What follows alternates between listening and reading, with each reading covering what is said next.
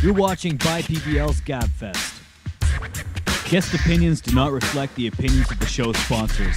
Video and audio quality is determined by the individual partaking in the program. We apologize in advance for any enlightened views of the industry or hurt feelings. Hi guys, my name is Jerry Devereaux. I play for Chicago Legend. I'm here hosting Gab-fest with Thomas Taylor. We're going to talk about pro players traveling the world. We got a couple questions. We're just going to go with these. Ready, Thomas? Yeah, let's do this. Thomas, first question. How did you come to play and live the lifestyle of a paintball player and get the opportunity to travel aboard? Was given an opportunity to play for the Ironman. Next year we created Excessive, and when Excessive started off, we had a ton of money behind us. We just coming in, so we played every tournament there was to play. Europe, all across, so I've been doing it ever since. To play paintball at our level, to do what we do, you're just gone all the time. You know, if you want to be here, if you want to be a professional paintball player that travels the world, you got to be willing to sacrifice, you know, holidays, birthdays, family get-togethers, weddings, whatever. But on the flip side, I mean, every now and then you end up on a beach in Thailand and just chilling in warm water with your boys. So yeah, you can't beat that.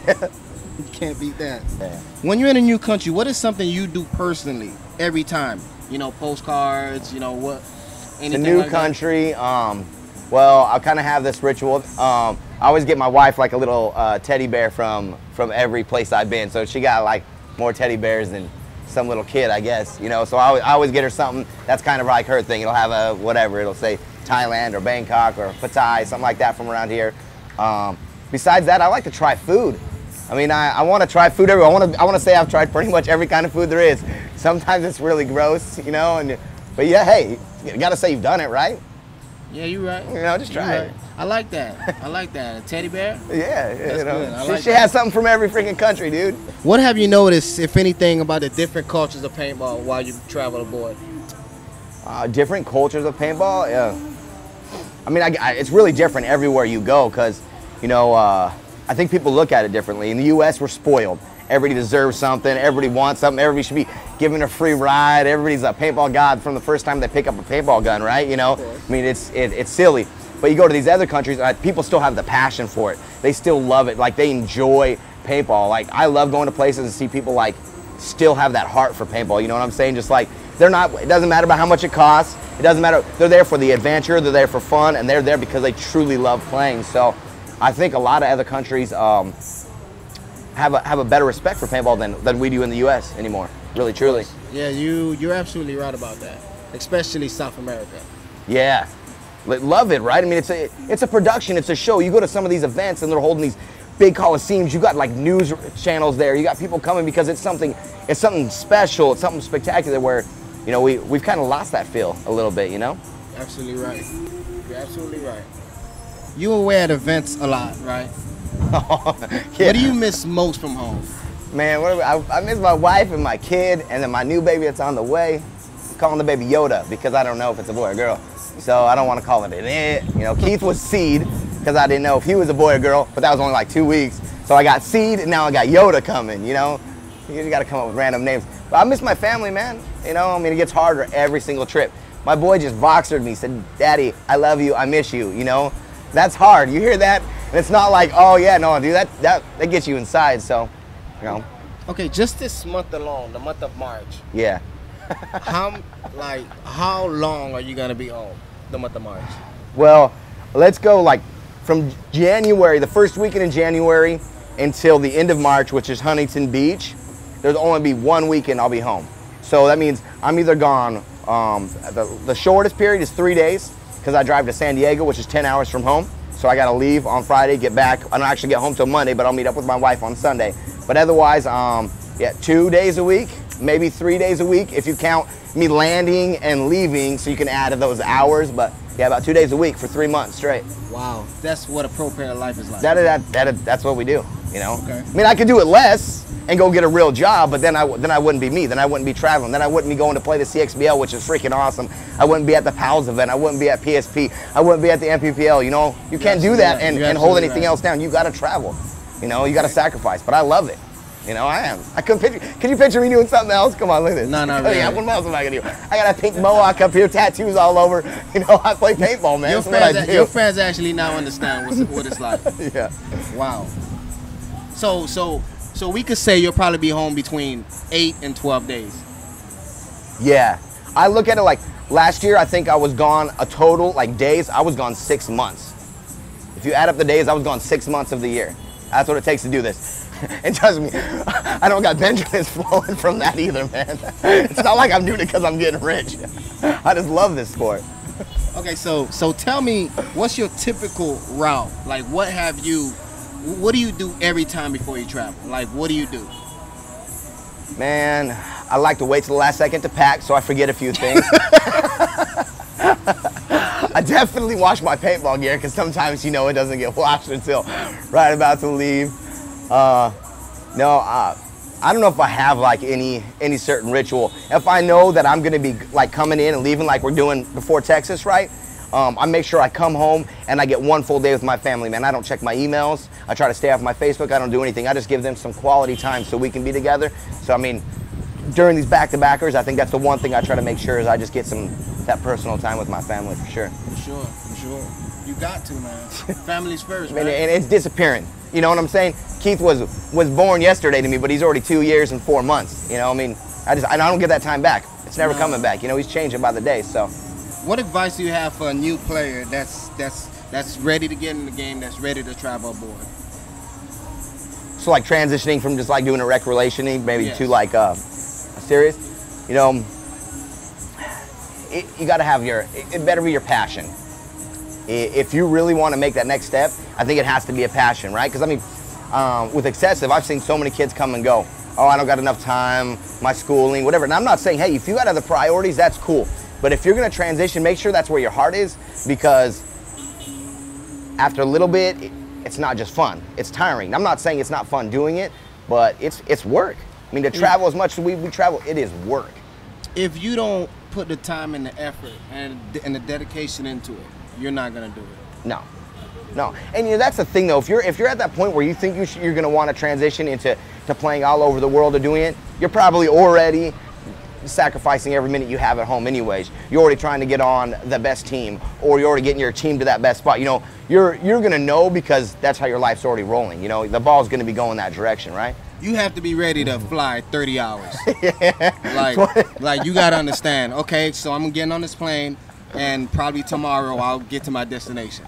Right, I left at the airport to come here at 2:30 in the morning, Monday morning, and I landed Tuesday night at what, 11:40 we landed, right? Yeah. So I don't even know what that computes hour-wise because it's a 15-hour time difference or something. I haven't slept in 2 days, so I don't know what's going on right now.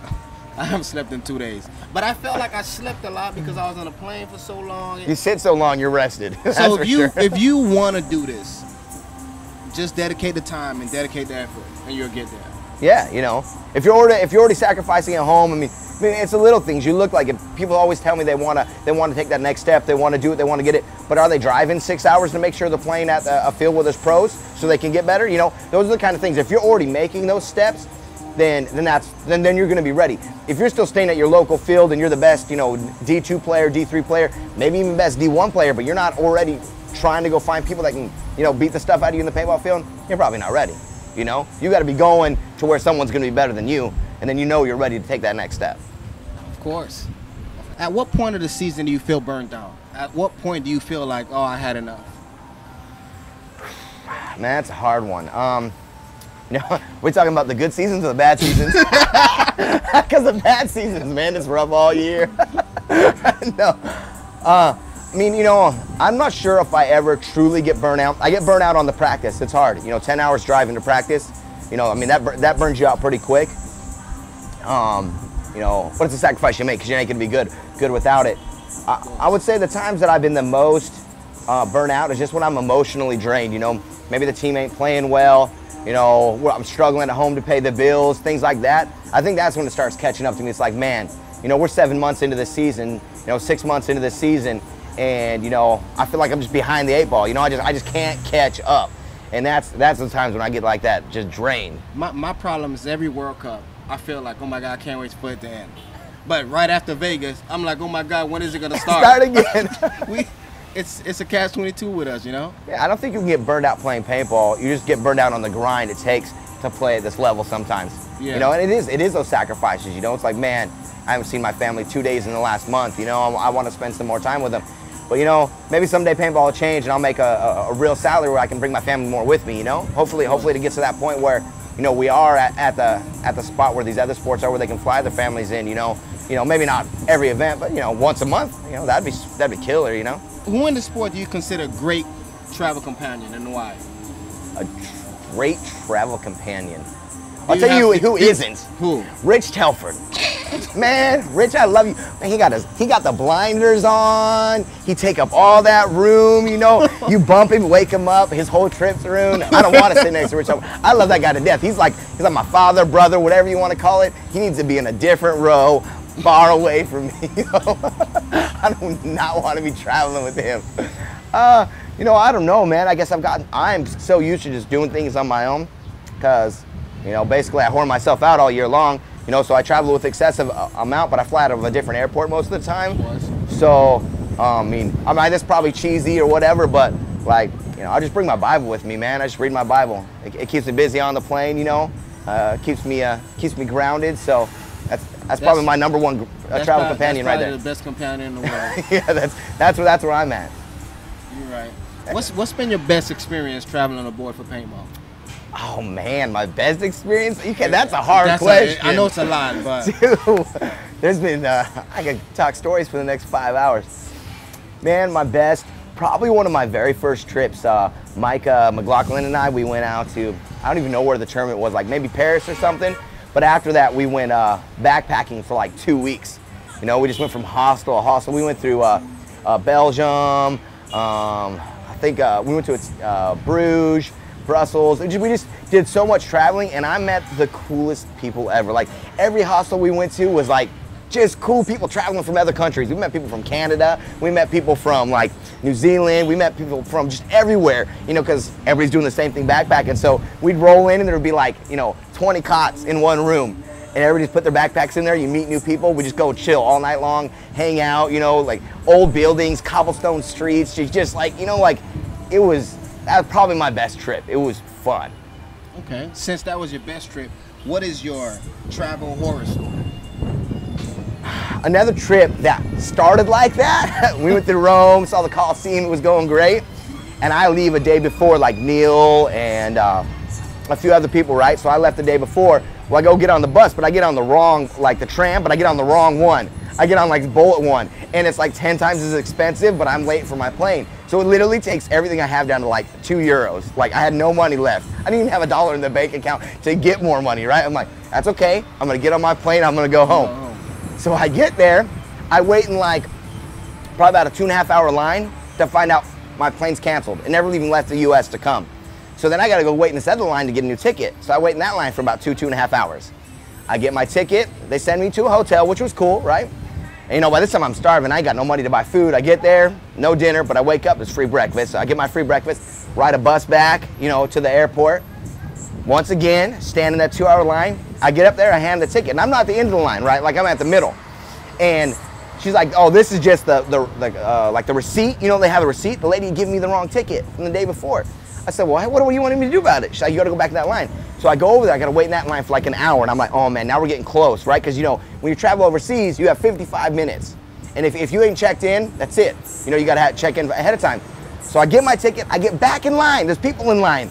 They check the person through, I walk up, I hand her my ticket, she says, oh sir, it's 54 minutes left, you can't get on the plane. Oh, and I'm like, you just sent me to get another ticket.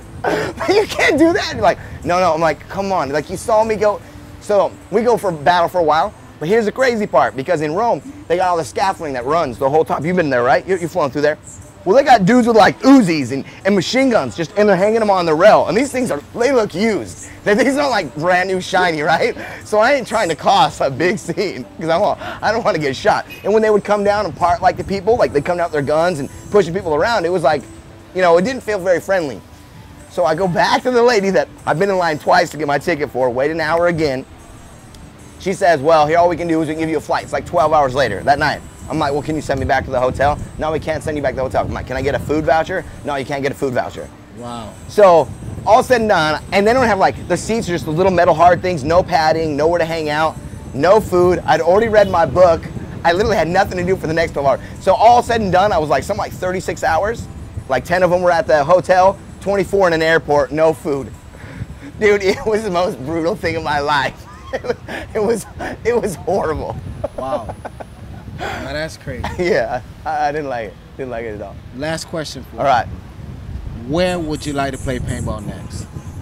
Where haven't you played where you would like, this is where I want to play? You know, there's a couple places I'd like to go. Like, I would like to see if we could set up something in Japan. I know that like they have different gun rules or whatever, and we flew through it, but they have like some places on bases and stuff like that. I always thought, I've never been to Japan, so I thought it'd be cool to play there. And I kind of want to go to Greece. I know paintball over there is okay, but the economy right now here is not so hot, so, you know, there's some government issues, so maybe not right this second, but no, those are two places I'd still like to go and play some paintball. Okay. I wanted to go to the Dominican Republic, never had the chance to. Really? Yeah. That's where I want to go. There's just so many places. That's what's awesome about paintball. You can play anywhere. Anywhere. Anywhere, man.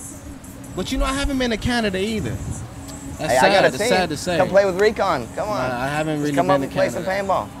Okay. All right, guys. Thanks for tuning in. Thanks for checking us out. I'm here with Thomas. We'll see you at the next Gab-fest. God bless.